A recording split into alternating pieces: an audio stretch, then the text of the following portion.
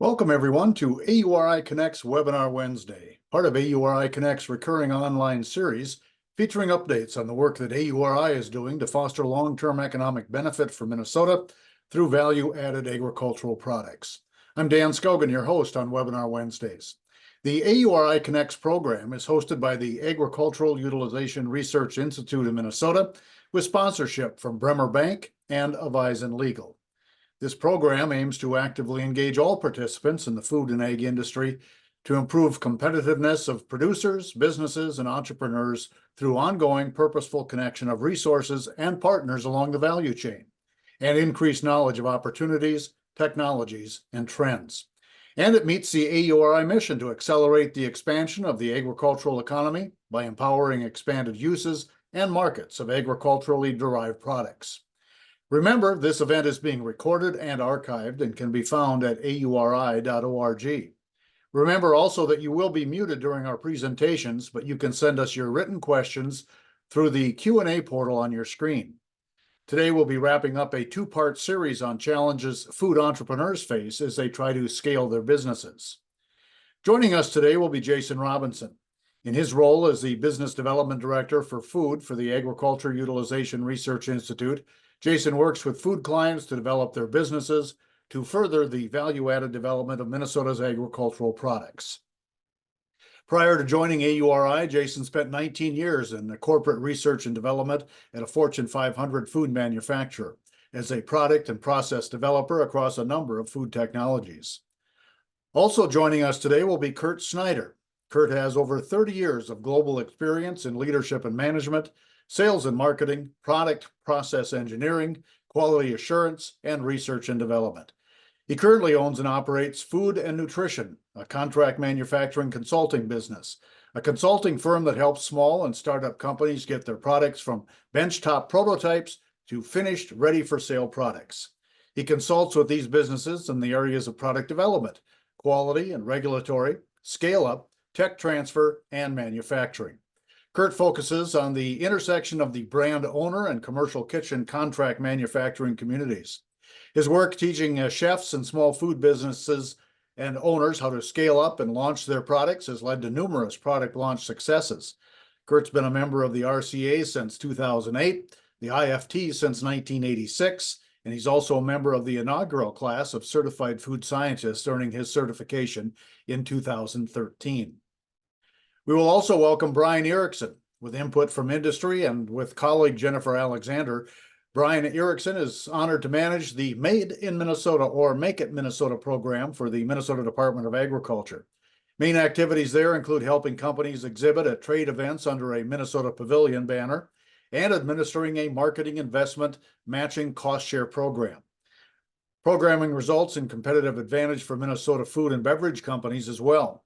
Brian's 34-plus year career as a civil servant so far includes aquaculture industry advocacy and coordination, managing the Minnesota Grown Directory, working with food companies on export market development and international trade, and creating and administering several federal and state level grants. And then we will hear from Laura Bachmeyer. Laura is AURI's Business Development Director of Meat. In this role, she assists in advancing the value-added meat industry for the purpose of rural economic development by providing meat science leadership through education and training coordination, exploring new meat innovations, and developing robust professional networks. Laura is a professional member of the American Meat Science Association, the American Society of Animal Science, the American Registry of Professional Animal Scientists, and International Association for Food Protection. Jason, for perspective on today's webinar and a little recap of our first in the two-part series, our last program, I want to welcome you to today's Webinar Wednesday. Thank you, Dan. And thank you, everyone, for joining us today. Like Dan mentioned, I'd like to kick off our discussion today with just a brief recap of last month's webinar, which was the first in this series around enabling food business growth in Minnesota. So in last month's webinar, we kicked off the series by describing the gaps and crucial needs in the marketplace to accelerating food business growth here in Minnesota. We welcomed Eric Hall, co-founder and CEO of Minnesota's own So Good So You, as well as Allison Hahn of Naturally Minnesota, to talk about access to manufacturing, capital, and product distribution. We also welcomed Mike Zastapul from the Minnesota Department of Agriculture. He told us a little bit about the Resilient Food Systems Infrastructure Grant opportunity, which has since been opened up for applications as a tool to address some of these gaps for scaling food businesses. I'd strongly suggest that if you haven't, you check out the recording of that webinar available on our website at auri.org under the Webinar Wednesday heading. Today, we'll dive a little bit deeper into some of these ecosystem efforts that are specifically designed to further address gaps in supporting scaling food businesses. First, as Dan had mentioned, Kurt Schneider, who's a food scientist, engineer, and expert in contract manufacturing relationships, will share work that he completed in partnership with AURI to help brand owners be better prepared to work with a contract manufacturer. Following Kurt, Brian from the Minnesota Department of Ag's Make It Minnesota program will share details of the program and new updates to the program. And then finally, AURI's own Laura Bachmeyer, Business Development Director of Meat, will share a market study and the results around cold storage needs in Minnesota. So with that, I'll turn it over to Kurt Schneider. And as he gets ready to talk contract manufacturing, let me start off by just very briefly defining contract manufacturing in case you weren't aware. Contract manufacturing is when one company enters into an agreement with another to manufacture products over a specific period of time. In essence, a brand is outsourcing its manufacturing needs, so it doesn't necessarily have to invest, or it can delay an investment in building its own manufacturing infrastructure. Please do note, however, that the content Kurt will touch on is not about determining whether or not a brand is ready for a contract manufacturer, but rather it is about tools that can help that brand be prepared when they truly are ready to go. Kurt, take it away. Well, thank you very much, Jason, and thank you also to ARI for giving me the opportunity to develop what I hope will be a very useful toolkit for brand owners and contract manufacturers in the food industry in Minnesota. So what I'm going to be talking about today is the Contract Manufacturing Toolbox. And before I get into that, I want to do a little bit of definition of terms.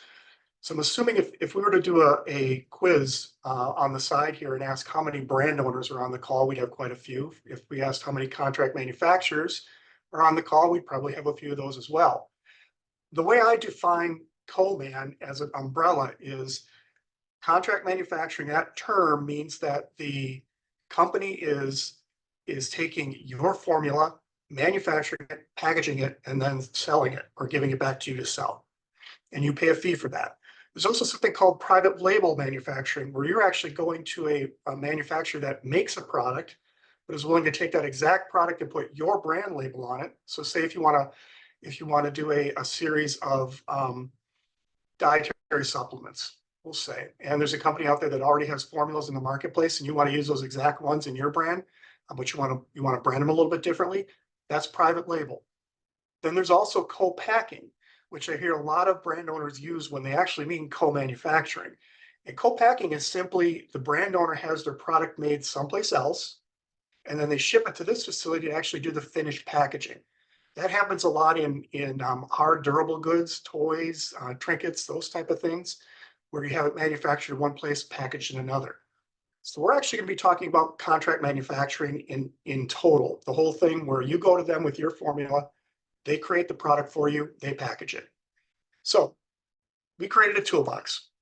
Why is it needed? We're going to go over that in the next slide, because I'm sure if I ask the brand owner, what do they think when I say the word contract manufacturing? I would imagine it probably brings up a little bit of an anxiety in everybody.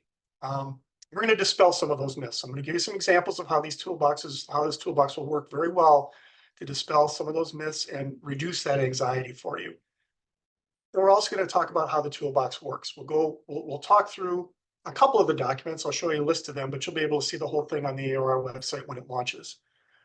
So if you're a brand owner and you're listening to this, I hope you're thinking, you know, if the brand owners knew what type of information that we needed when they approached us, this would be a much easier process. I'm hoping that this toolbox gives you exactly that. So let's talk about, why is it needed? Why do we need a contract manufacturing toolbox? Well, I think you'd agree that if you're a brand owner and you start your process in your kitchen, the top left here, you have a certain set of skills. You have culinary skills. You might have some weigh up skills. You might have some baking skills. You're very good at making a small batch of your product. Okay, but what happens when you've outgrown that the demand for your product goes beyond what you can do reasonably in a kitchen? Well, then you might want to move down the green arrow here to a commercial kitchen. And whereas a commercial kitchen is basically a larger kitchen, it does require a certain different set of skills. Because once you start making bigger batches of your product, you start to introduce variables that you didn't know existed when you're making small batches. Ingredient variation, atmospheric variation, all those things can change your product. And you go to a commercial kitchen to scale it up and see if those changes are manageable. And you also can manufacture a certain amount of products, certain level of products to launch in stores through that kitchen. It's also a highly regulated, highly licensed area where you need certain certifications and licenses in place to be able to operate there. But let's say that you've grown out of your commercial kitchen and you got to figure out how to make thousands of these items, or millions. Well, then you go across the green arrow into contract manufacturing. And that's where we're going to focus here. So let's talk a little bit about, excuse me a second here. There we go. The brand owner versus the contract manufacturer.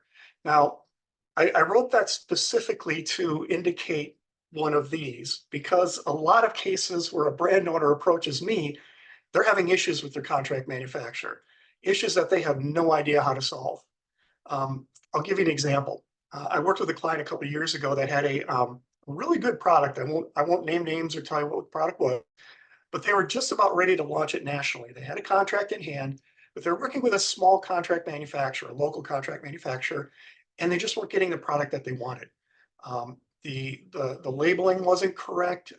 The placing of the label, the angle of the label, the verbiage of net weight, the fill weight of the product was varying all over the place, and even the product itself was changing. It was changing color, and it was changing a little bit of flavor also. So the brand owner wonders, well, what can I do about this? Well, and this is where the major problem comes in when these brand owners go to work with a contract manufacturer. It's something I call the black box conundrum. If a brand owner approaches a contract manufacturing client and says, here's my product, I've made it in my kitchen, or maybe even a commercial kitchen, I need you to make this in your plant.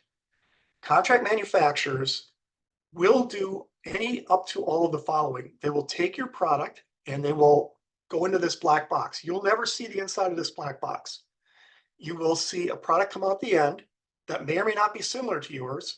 You won't know what the ingredients are that went into it. You've told them you want to use these, but they might find an ingredient that's cheaper. They might find an ingredient that they've already sourced, and it might be just a hair different, even though it says the same thing on the ingredient. And if it's just a hair different, your product at the end comes out a hair different. You might not know exactly what the package is going to look like until it comes out at the end. You might not know exactly what they did with the formula.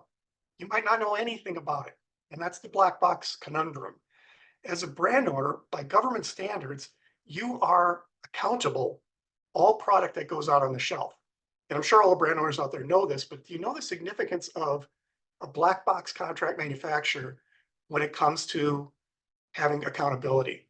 Sure, the co-man might be responsible for the product that comes out if there's a recall, but you're accountable because it's your name on the product.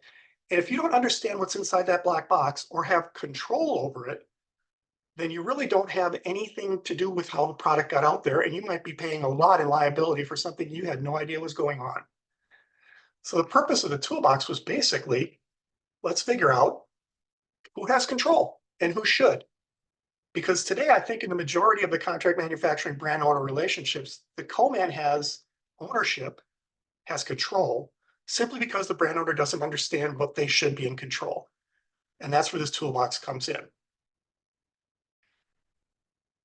So if we talk about how does the toolbox work? Well, in a nutshell, It is 9 documents. And again, I'm not going to go into each one, but they're lumped into groups. There are specification documents for your product, your process, your package. It's a specification for the product itself. There's also documents on how to set specifications.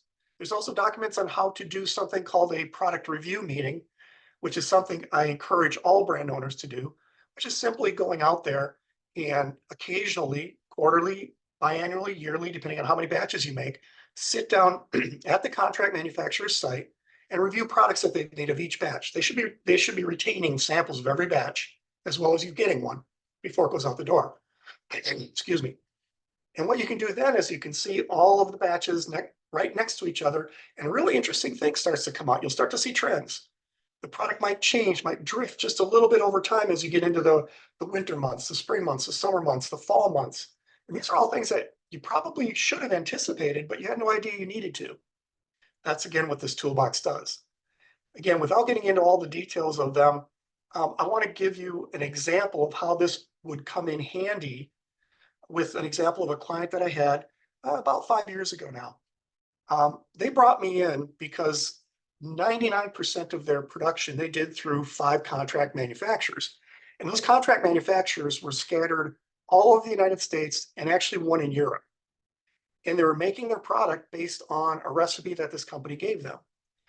Now, in most cases, that's something that you can manage, but in this case, it was a supplement that was going to animals.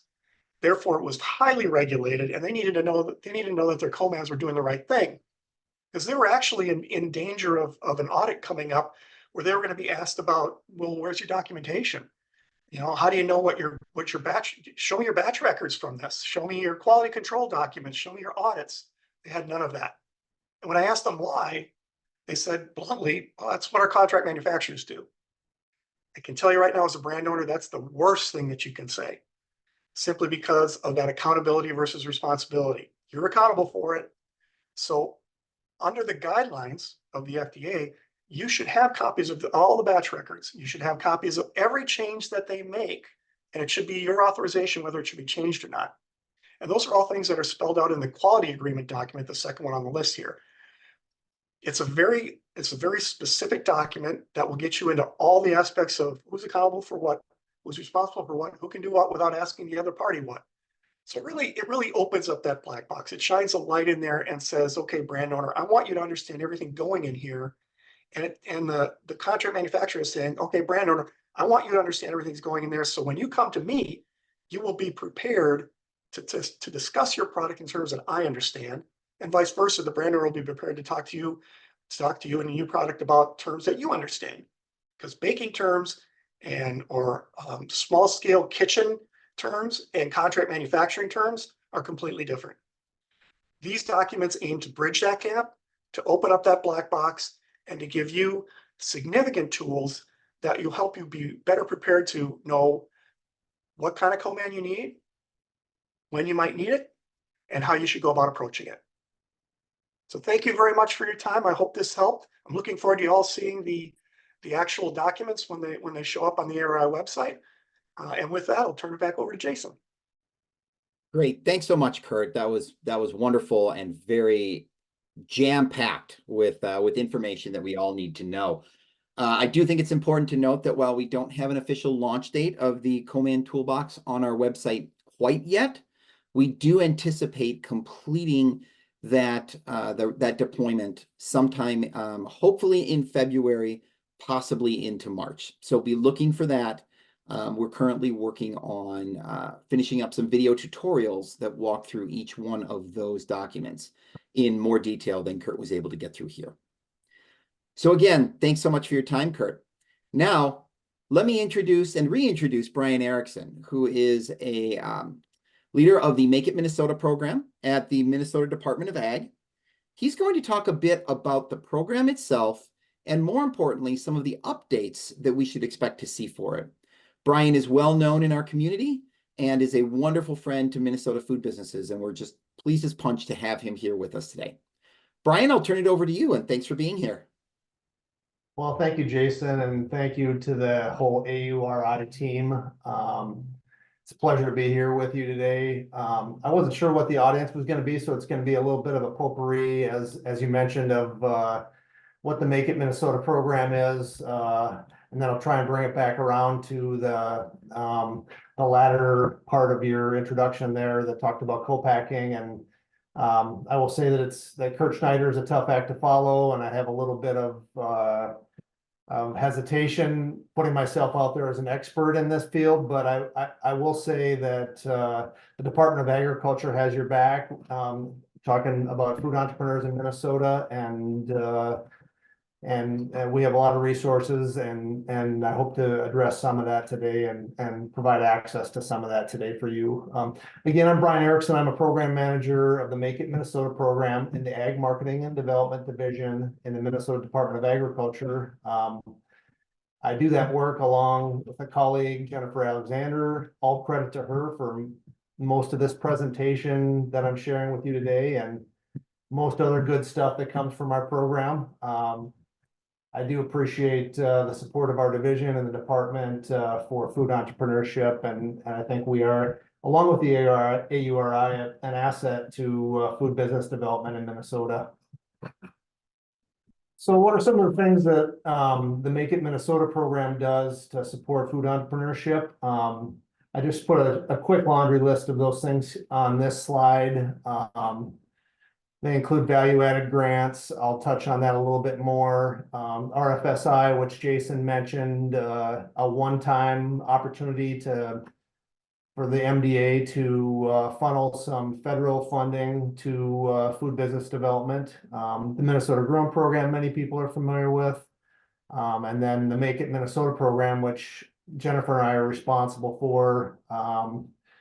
I'll go into some of the aspects of that program in more detail now, including the marketing investment matching, Minnesota pavilions at trade shows, and online resources that we offer. Feel free to reach out to me anytime at those at that contact information on the slide. So yeah, the Make It Minnesota program. It has a cost share program. We call it cost sharing. It's really marketing investment matching. So for those entities that are eligible, you can receive up to $3,000 per state fiscal year to execute marketing activities. Essentially, the eligibility requirements include you have to be registered with the Secretary of State in Minnesota. You have to be less than 500 employees, and you have to have an MDA food license. Essentially, this program, this cost share program, is designed to support innovative marketing activities for small Minnesota food and beverage brands, CPG companies.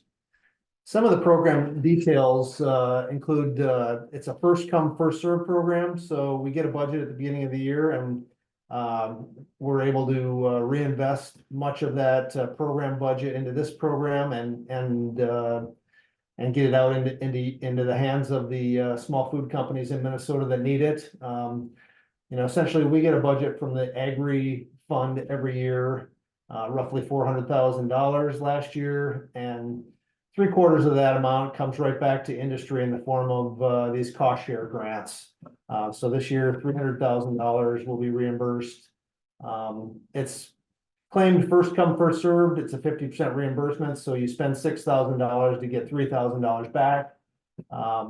July 9th is the deadline. However, again, it's first come, first served. So if you have eligible expenses under this program, we would encourage you to apply right away. You can apply as many times as you need to get your full benefit under that program. I think I covered most of the items on this, but some of the activities that are eligible for reimbursement include e-commerce and digital marketing, marketplace and platform fees, digital marketing, social media advertising, photo or video editing software subscriptions, e-commerce, digital marketing, or social media consulting or management. So if you need some help to execute on your digital marketing and e-commerce, those contracts are eligible. Website design and contracts, photography, videography, and website extensions and utilities. So lots of ways that you can spend your or garner your $3,000 reimbursement through our program, our cost share program. Another program that we offer through the Make It Minnesota program is what we call a Minnesota Pavilion program. We go to trade shows around the country essentially and support the participation of Minnesota brands at those events. We provide booth discounts, promotional and logistical support at those events. And we've seen over the years that some of the benefits that accrue from participating in a Minnesota Pavilion at a trade show include not only the discounted participation, but also the benefits of working with your colleagues, your other Minnesota brands that are exhibiting in the same area. There's a lot of collegiality that goes on and support for each other and relationships that are built up as a result of that. On this slide, you can see the trade shows that we have on our schedule this year. Winter Fancy Food Show is recently completed. The Natural Products Expo West is coming soon, roughly a month from now. And then the National Restaurant Association show is in mid-May in Chicago. For more information, make sure you reach out. We'd love to share more information on those activities if you'd like to go.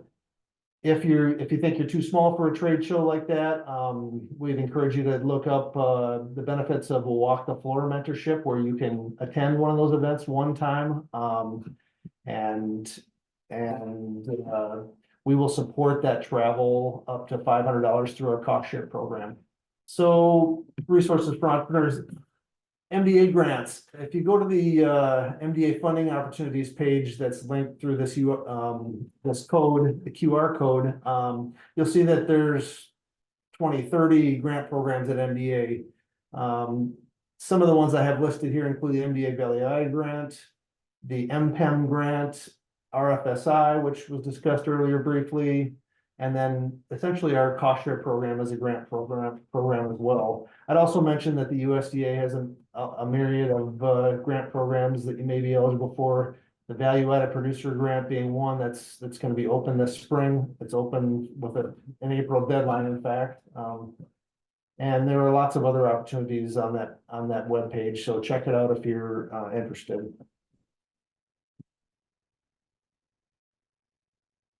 So a little bit more about the Agri Value Added Grant. This is a grant that's been around for maybe a decade now at MDA. It's paused to give room for the Resilient Food Systems Infrastructure Grant right now in the spring with an April deadline. But the Value Added Grant is a similar program that you can keep your eye on if the timing works for facilities improvements and equipment. And it's scheduled to be open again in the fall. So back to the RFSI Resilient Food Systems Infrastructure Grant, it's really a one-time opportunity for the MDA to support middle of the food supply chain work, processing, aggregation, manufacturing, storing, transportation, wholesaling, those activities that aren't on the production end and aren't on the marketing end, but stuff that happens in the middle of the supply chain. So if you have big ideas in that space, make sure you check out that grant and apply for this competitive grant. There's an April deadline for the RFSI grant. Some more details. There's $9.6 million available in this opening. The minimum award is $100,000 and the maximum is $3 million. So these are for larger projects, and there is a match requirement. So also through the RFSI grant, here just the timeline: application period February, early April, project period. So it's a 3-year grant. So the money is available for projects that go through 2027. So that's kind of an unusual aspect as well.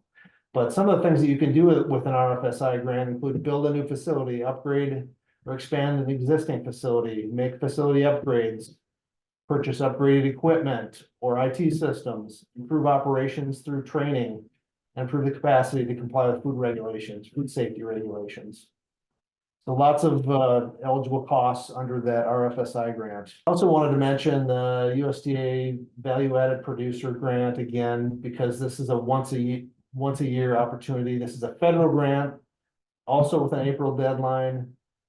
It can't fund equipment, but it can fund working capital. So April 11th and the 16th are application deadlines, depending on whether you're applying electronically or through the mail. It is a more complex grant application for the feds, but I know Stony Creek was successful last year through this program, and there's some contact information there for the right contact at USDA if you have questions. And then I just wanted to credit Kaylee Thornley at MDA for the rest of this presentation that she made at the Naturally Minnesota event last week. Kaylee threw together some tips here on applying for state and federal grants, and I think they're particularly useful right now as you consider participating in one of these larger grants. Updating your business plan, think through your timeline, research costs and compile a list. And then once a grant opens, you'll be ready to apply. But really, things you really want to look at include the eligibility. Are you, figure out whether your entity is eligible for that grant. What are the eligible costs? What are the things that can be paid for with that grant money? And then engage in planning as early as possible, because some of these grants, particularly the USDA value added grant, does require a lot of planning. That's all I had for you today. I do appreciate, actually, I should mention, again, bring it back around to co-packing. So with the Resilient Food Systems Infrastructure Grant, there is set aside $215,000 roughly for contracting. And some of the ideas that are being put forward to spend that money would be things like a contract for PR consumer outreach strategy, and/or gathering data and stories on the benefits of buying local CPG products. We've heard from some constituents that website compliance with ADA guidelines is an issue. California Prop 665 compliance, again, a labeling issue, legal labeling issue that some of our brands are having, could be something that could be funded with this work. And then food safety consulting, like developing HACCP plans and work like that could also be funded through this additional $215,000 through the RFSI grant. And then also, we have a co-packer and a commercial kitchen list online. We recognized maybe a decade ago that co-packing was going to be a popular way for folks to grow their food business in Minnesota. And so we decided to create that list, and along with the help of others, have managed sort of a Spartan list of Minnesota co-packers and commercial kitchens online. Through this RFSI grant, we're able to invest in improving that list and hopefully adding some utility to it. And so this spring, we're going to be hiring a person full-time to work on the co-packer and commercial kitchen lists, and also to develop relationships with those Minnesota co-packers, because we see the potential to actually promote co-packing in Minnesota, because that means jobs and rural development for our state. So bring it back around to the topic of co-packing. I think our program is in a good place to be able to work with people like AURI and consultants to make sure that Minnesota takes advantage of this RFSI money and support co-packing in Minnesota. So with that, I'll turn it back over to you, Jason, and be happy to answer any questions at the end of the presentation today. Great. Thank you, Brian. Really appreciate your time in walking through in more depth the Make It Minnesota programs and what you're planning. We're going to switch gears just a little bit here, away from co-packing, because now we have Laura Bachmeyer, AURI's own Director of Business Development, focused on local and regional meat processing, and one of our experts there. She's going to talk with us about research that she led in order to understand the need state for one of the key gaps to growing local and regional meat processing, which is a lack of available, affordable, and accessible cold storage. Laura, with that, I'll turn it over for you to share more. Thanks for your time. Perfect. Thank you, Jason. So as Jason mentioned, today, a lot of my perspectives will be coming from a different perspective as it relates to scaling your business, but provide more of an emphasis on the meat and poultry processing sector. But how that kind of correlates to describing a topic that may relate to the supply infrastructure that you experience as an entrepreneur for a specific product and your business. And that topic is cold storage. And as mentioned, AURI completed a Upper Midwest region assessment to look at the need for additional cold storage. But before I kind of get into that, want to just take a step back and kind of provide an overview as to how this all evolved and the background context for this work. So AURI is a collaborator through 2 cooperative agreements with the United States Department of Agriculture in the Agricultural Marketing Center or Service, division.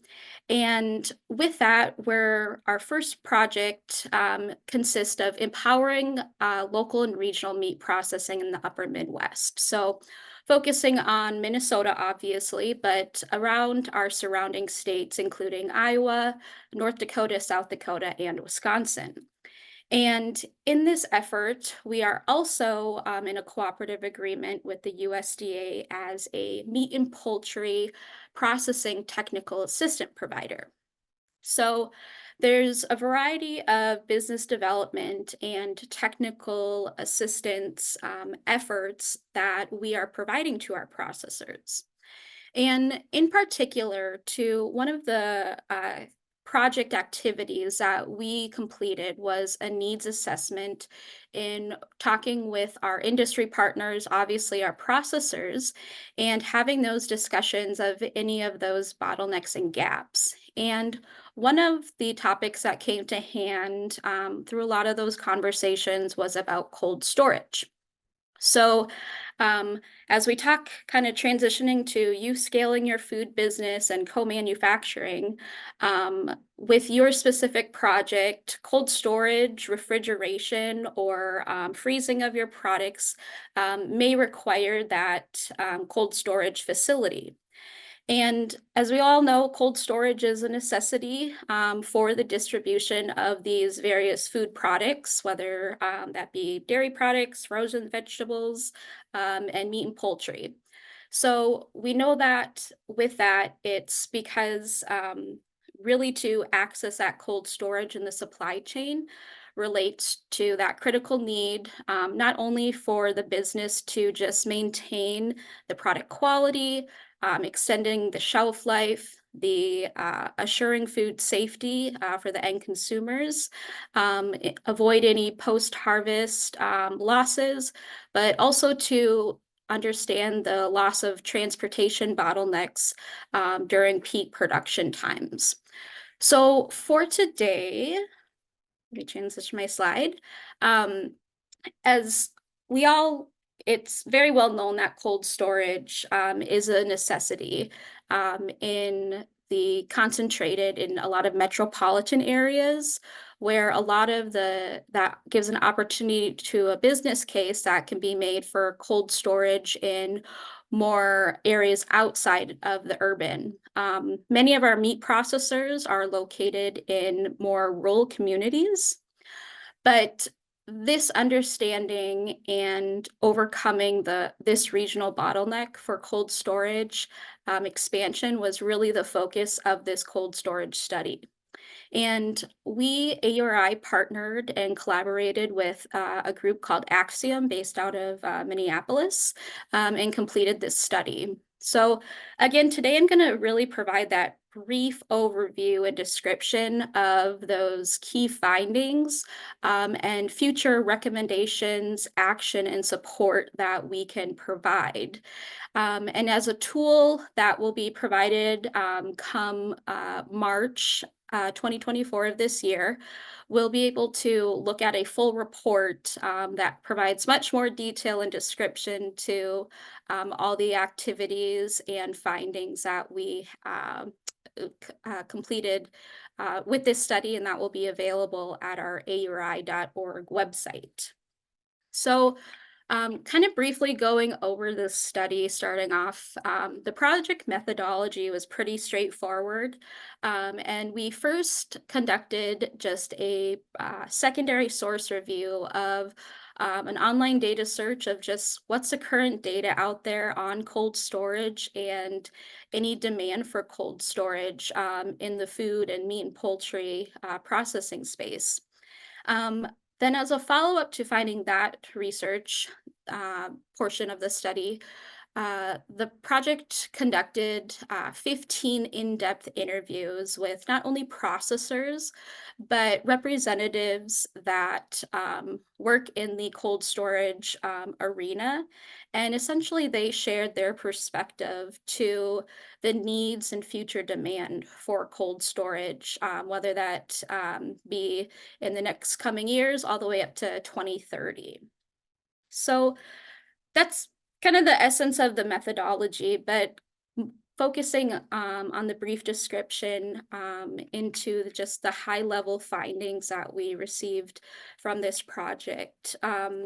So first off, those growth factors for the need for additional cold storage was mainly around the fact that current cold storage facilities across the US are just aging and inefficient, and obviously keeping up with any types of regulatory compliance.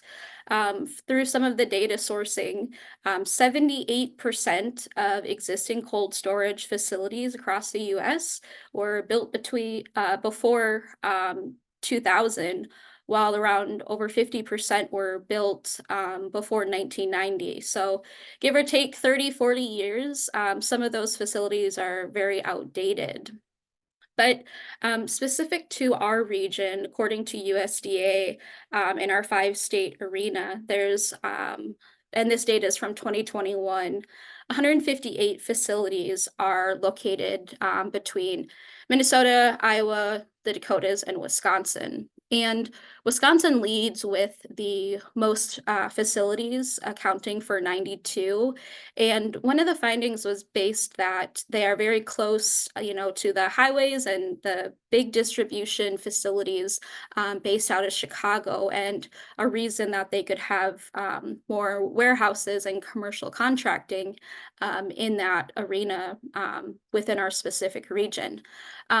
Following, Minnesota had 34 facilities, Iowa had 23, and then the Dakotas South Dakota had 6 facilities, and North Dakota, again being very rural as well, had 3 cold storage facilities. So while we were conducting and completing these in-depth interviews, there definitely was conversation around the need for cold storage capacity among more regional independent meat processors. And the reason for that is that these processors operate more with a higher volume and customer segmentation, such as providing to retail, hospitality, food service, and various institutions. So they desire cold storage, really, in our findings, that is close proximity to their processing and harvesting locations, just for easier access and obviously lower transportation costs, which I think a lot of food businesses can completely agree with that throughout the supply chain. But with the more medium scale independent processors, cold storage then for our very small processors is not really readily available for them in the Midwest because of just the larger facilities that, again, that proximity to them. And these are catering these larger facilities to their services and marketing based on the customer services. Again, these more rural communities that are providing more to the local customers and less to the metropolitan areas. And just in general, there's a lower priority for a more of that contracted commercial cold storage to these smaller, more independent that do have less volume of product to provide to them. But lastly, in terms of just looking into the future beyond 2030, there were varying opinions kind of looking into the long-term cold storage needs. Some respondents varied again between whether the demand is going to plateau or continue to increase. And for those respondents that said there's going to be a much more increased demand. It was really suggested that because there is definitely a lot of increased investor demand for cold storage and a lot of the consolidation of these large commercial contracted cold storage investors. We definitely know post-COVID that there's definitely been a lot of more increased home delivery and e-commerce purchasing decision habits. So that would require the need for additional cold storage.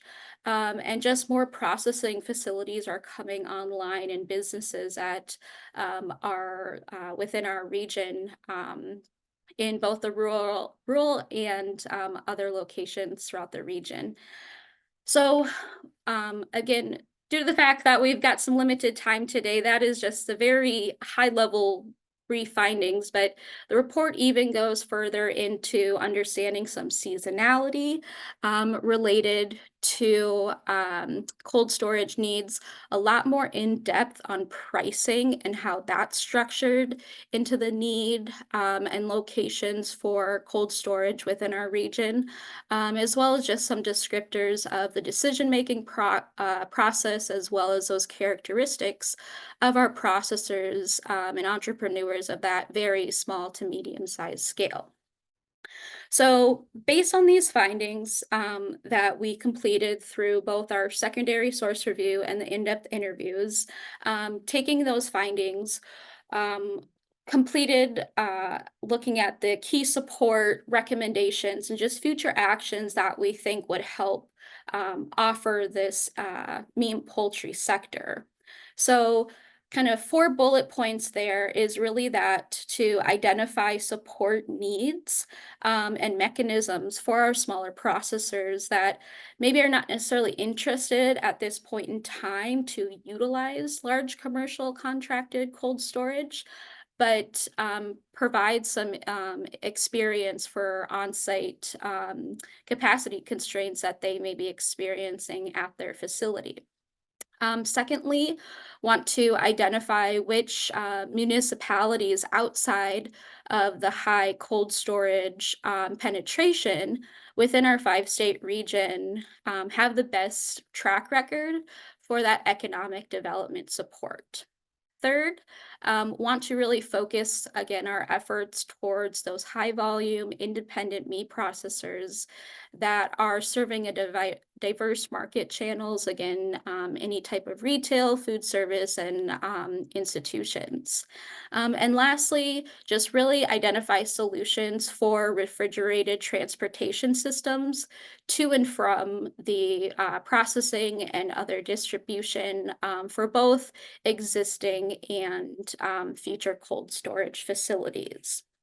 So with that, again, this project focused on the assessment for the meat and poultry supply chain, but really some similar factors that could be considered as factors for any type of perishable foods that much of our audience today is listening and within their business there. So with that, I will turn it back over to you, Jason. Thank you, Laura. Very informative. And just to reinforce what you said, we hear the same things in the packaged foods arena in terms of the need for cold storage and the lack of it. So it's more anecdotal, hasn't been quantified in the same way that you have been able to do it for the meat and poultry processing industry, but it is certainly a need that we have heard about many times for in support of processing needs for traditional packaged foods. With that, Dan, I'm going to turn it back over to you to run our Q&A. All right, Jason, thank you. And thanks to all the panelists who presented this afternoon. I appreciate your time and the institutional knowledge that you shared with us. Kurt, we're going to go right to you. We've got about 10 minutes here, and there's a little background with this question, but it does eventually become a question. They say they're speaking with several co-packers in regards to manufacturing their product. They wanted to get a quote based on the ingredients that will be used in the products. One of the co-packers said they could not give a quote unless they make the actual sample, which they said would cost about $3,000. Another co-packer said they could provide a quote based only on the ingredients without creating a sample. And if the price aligned with our ideal price, then we could move forward on the product and pay the R&D fee at that time, which sounded more reasonable and logical, because if we paid the R&D upfront simply to get the price quote and the quote was super high, then that would have been a waste of thousands of dollars. So they're asking, what is standard in the industry, Kurt, to receive an approximate quote from a potential co-packer? Is there a standard that an entrepreneur could look for? The simple answer to your question is it depends. I'm sorry to say. And the reason for that is that whole black box thing. Okay. You know, you've got one co-man that's looking for you to invest $3,000 into a black box, and they're going to spit out something that says, yeah, we can, or no, we can't. Here's how much it's going to cost. The other co-packer might be a little bit more transparent and say, no, you can just give me your list of ingredients and I'll give you a rough estimate. Don't expect a quote to come from either of those, by the way. You'll get an approximate price up front, but until they really run it on a production scale, a plant trial, you won't get an actual cost. So let me give you a couple questions that you can ask both of these contract manufacturers, to find out which one or which path they're actually on. First off, a little due diligence on your part. What's the size of the contract manufacturer? Are they small or are they very large? What is their core competency? If, say, you want them to make a cookie product, if that contract manufacturer's core competency is making cookies, and they can show that to you, if you can walk through their plant and see it, then they might be very confident in their technology and what they can do for you and might not need an R&D run. Maybe the company that says we want you to pay us $3,000 up front is something that maybe they do breads and crackers, but they've never done a cookie. So they might need that money to actually go do the R&D to figure out if they can do it. In any event, any money that you put into it, they should give that back to you on your first production run. That's a requirement in my book. And anybody that doesn't, if they say that that's a sunk cost, I'd go look for another contract manufacturer. So I hope that answers your question. Anybody else want to jump in on that one? Kurt, I think that was a great answer. I do think that it's important to note as well that depending upon, to Kurt's point, depending upon the size of that contract manufacturer, this may very well be an approach to weed out brands and determine whether or not they're truly serious about investing in contract manufacturing and if they have a reasonable volume that they can move forward with. So it may also be strategic in the sense of proving out how reliable as a brand you might be and how serious as a brand you might be before they invest any time at all into developing a price quote. Because I will say, though it doesn't seem like it should take that long, it is still a cost to the contract manufacturer to produce a price quote. Even if it only takes an hour, it's an hour of time that they may never get back and may never hear about again. So just keep that in mind as well. Brian, a question for you from the department's perspective. How does an entrepreneur know that they're ready to be at a pavilion? Or do they need to have a lot of product if they're going? Are they handing out samples? Are they strictly networking? What's that process look like for the entrepreneur? Yeah, great question. Thank you, Dan.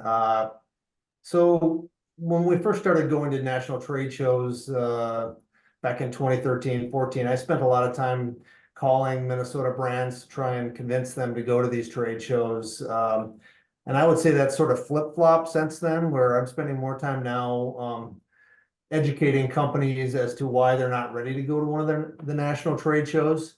And it's not, I'm not trying to discourage those companies, but take as an example, Natural Products Expo West in Anaheim in March. The booth space itself is going to be roughly $10,000. Your travel and accommodations is going to be an additional $5,000 to $10,000. You're going to hand out samples. You're going to ship product. There are a lot of expenses that add up, and so you need to have a very specific goal in mind when you make that kind of investment from your marketing budget. And for the right company at the right time, it can be a great investment. But also, the other thing that I see sometimes is small companies, they get FOMO. They hear that you have to be at Expo West if you're in that segment. I would definitely recommend going one time through our walk the floor mentorship before you invest in a booth.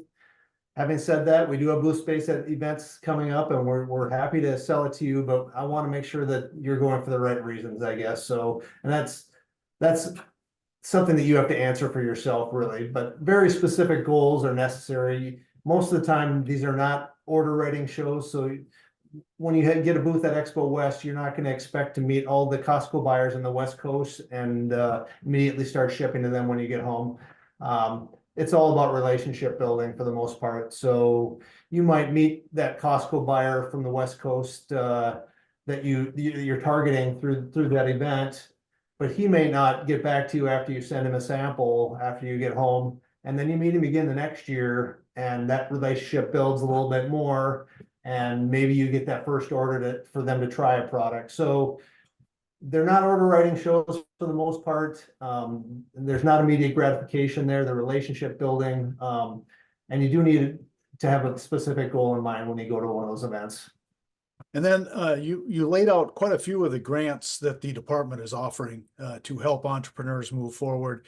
Are they stackable? If I apply for one and get one, should I stop applying, or can I actually be administering 2 or 3 grants at a time?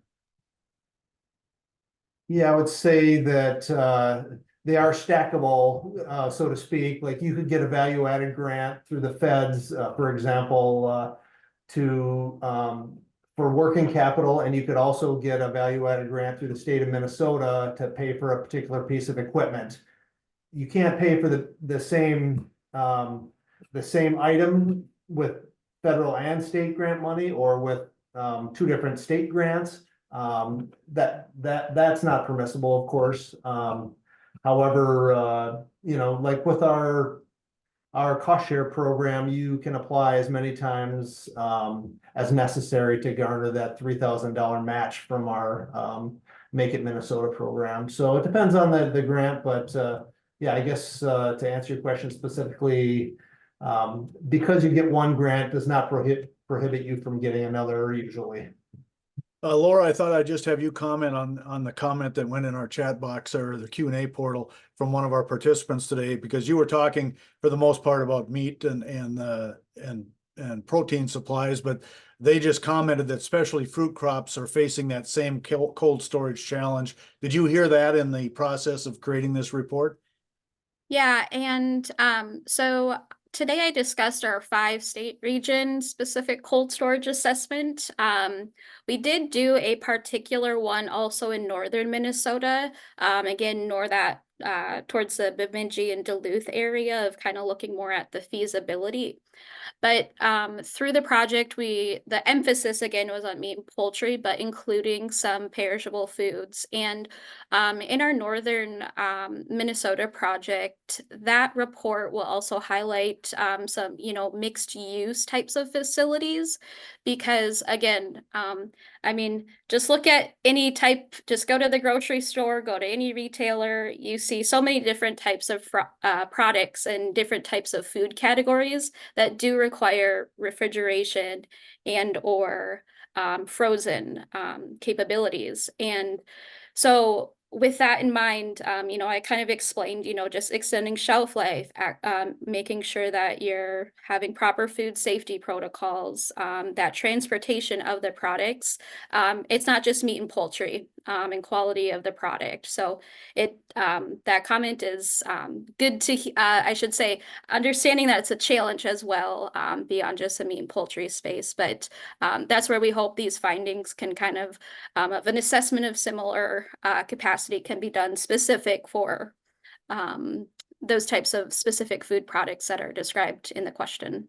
We've got another question for Kurt. We're going to hold you over here for a couple of minutes, and then Jason, instead of going around the room one last time, I think I've got a kind of a question for you to kind of comment on our panelists today. But Kurt, it intrigued me to listen to you talk about how a contract manufacturer can change my idea inside of the black box without me having much control there. Do these 9 documents address that to the point where there are consequences if things change beyond, I don't know, do you write in what the changes could be? How do those documents help protect me? Great question. Thank you. There's actually one particular document in the pack called the quality agreement, which is actually, it's a 21 or 23 step document that goes through the entire process from start to finish and spells out who's responsible for what. And that includes processing changes, raw material changes, formula changes, release of product. Who, does the customer get a sample of the product before it goes out to give them their approval to ship it? It lays all of that out, and it's completely customizable, because if the brand owner says, well, I don't really care if you get another raw material supplier, just let me take a look at it before you send it out, you can write that directly in there. I won't say it's a legal document, but it's written in such a way that if you want to have a lawyer look at it, it might not take too much to turn it into a legal document. So yes, there is one of those documents that goes through all of that and assigns accountability and responsibility all along the entire process. We have received one more question from one of our participants today, so we'll go to that quickly, and then Jason, I'll finish with you again. We're having difficulty finding refrigerated LTL transportation. Most only provide full truck loads, and by shipping normal post mail, UPS or FedEx, and have to pack with ice packs and other isolated or insulated boxes, the cost is expensive. They're wondering if there is a source of listed LTL refrigerated service providers available that might take less than a full load. Wild card question. Who wants it? That's a really good question. I don't know that there's, pardon me, a formal list. We've run into a few providers. The one that immediately pops to mind for me that I know clients of AURI have used in the past is called Speedy, Speedee. They're not necessarily an LTL service, but they tend to use more refrigerated and cold vans that will use smaller than full traditional tractor trailer loads. So that might be an option, but it does require a fair bit of research to try and find the right one. And we're going to wrap up this webinar Wednesday, but I've often heard you say sometimes entrepreneurs don't know what they don't know. And today I think we've had 3 guests that could really help us answer some of those questions and where those answers might be. So I'll just leave it to you to thank our panelists today, Jason, and maybe just give you the last word to entrepreneurs who are trying to move along and running into some of these barriers. Absolutely. Thank you, Dan. And then thanks for hosting today. I do think it's important to note, because I have often said that when it comes to starting a food business, the one thing that does pop to mind is that we all make food for our families. Food is universal. We understand how to make it, but it's typically meant for immediate consumption. Thus, the barrier to entry for a food business is perceived to be low. But as soon as you transition into making food for individuals you don't know, that's meant to be eaten maybe 3 or 4 months down the road, the ball game changes. And it's important to note that that there are a lot of things that you may not understand about creating packaged food or temperature controlled food for later consumption by people you don't know. And that's where taking advantage of the resources that we have in Minnesota, whether that's AURI, whether that's Naturally Minnesota, whether that's the Minnesota Department of Ag, or simply a peer network who has done it before is so crucial. And just remember, you're not in it alone. We are here to help, as well as the other resources. So with that, I would say thank you to the panelists for sharing your expertise, for sharing what you've learned, and for always being there to provide help to our ecosystem of food entrepreneurs. That's going to conclude AURI Connect's Webinar Wednesday for today. I also want to thank Jason Robinson, Laura Bachmeyer from AURI, Brian Erickson from the Minnesota Department of Agriculture, and Kurt Snyder for their participation today. AURI Connect's Webinar Wednesday is presented by the Agricultural Utilization Research Institute of Minnesota. AURI's mission is to foster long-term economic benefit for Minnesota through value-added agricultural products and processes. We're also interested in your feedback, so please respond when we send you our event evaluations. Remember, for more information on today's program or any of the work that AURI is involved with, you can go to auri.org. AURI also has 2 events coming up that may be of interest to you.